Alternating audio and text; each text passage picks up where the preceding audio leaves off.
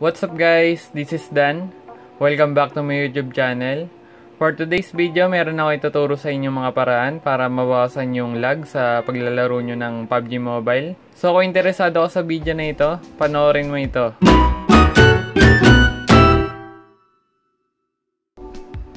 So ayun guys, kung naglalaro kayo ng PUBG Mobile at nakakaranas kayo ng frame drops or lags, so para sa inyo tong video na ito. So ang una ko ituturo ay yung paggamit ng GFX tool. So pumunta lang kayo sa Play Store at i-search yung GFX tool. So yan, GFX tool. Search nyo lang. So ayan guys, kita nyo to. So ito yung i-download nyo. Itong nasa kaliwa, ito. So install lang natin yan. So antayin lang natin ma-install or ma-download.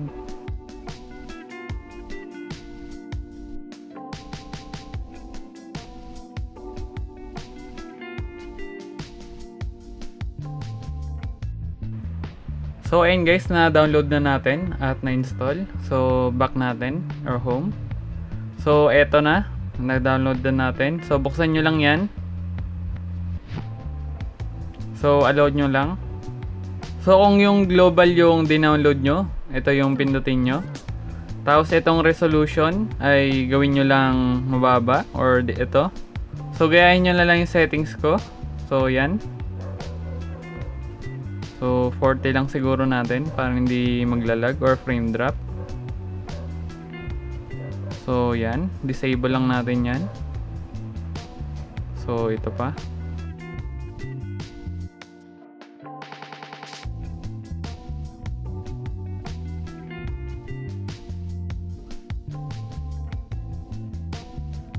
So yan, kita nyo naman lahat naka-low, tsaka yung iba naka-disable lang.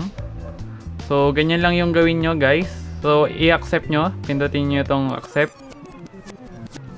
So yan, pwede nyo nang i-run yung game. So try natin kung gagana ba.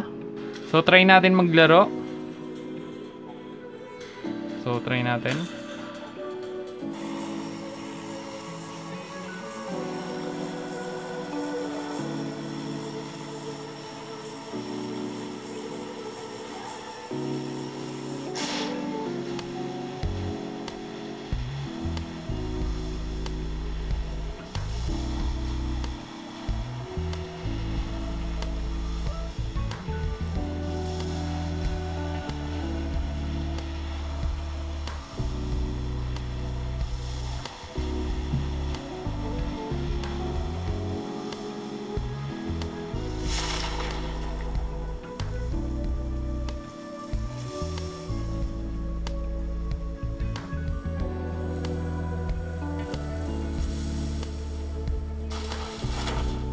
So yan, medyo lag siya. Ang daming kalaban.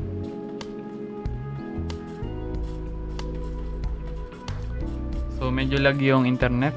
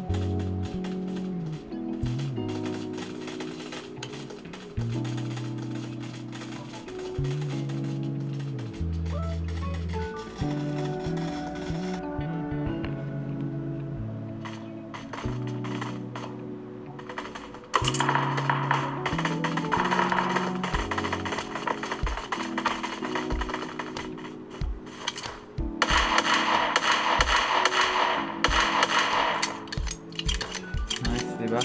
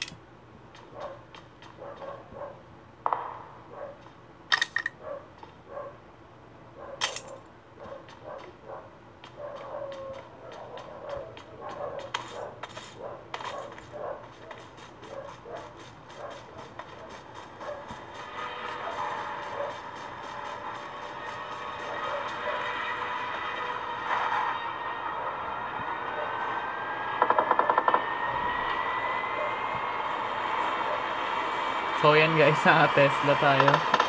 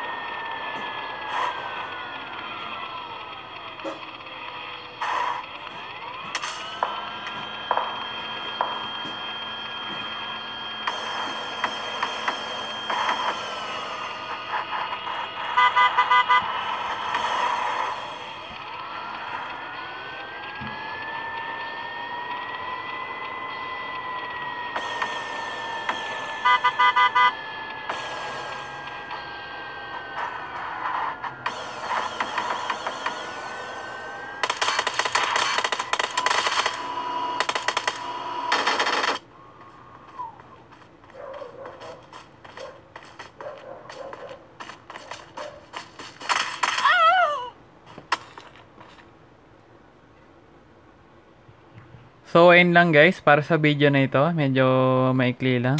Nagpakamatay na lang ako para maikli lang yung video. So, dito ko na siguro tatapusin itong video na ito. Nakita nyo naman, medyo umayos siya. So, sa mga merong Realme C11, so alam nyo naman siguro kung gaano ka-lag na itong phone na to. So, kita nyo naman ngayon, medyo umayos siya. So, kung interesado kang mabawasan yung lag ng phone mo, gumamit ka lang nitong GFX tool. So, malaking tulong to. So, kayo na bahala sa pagtimpla ng settings. So, siguro pag binabaan nyo pa yung resolution, mas smooth pa siya. So, yun lang guys. Maraming salamat sa panonood nyo. Kung nagustuhan mo itong video na ito, pindutin lang like, subscribe, at notification bell para updated kayo sa mga paparating na videos natin.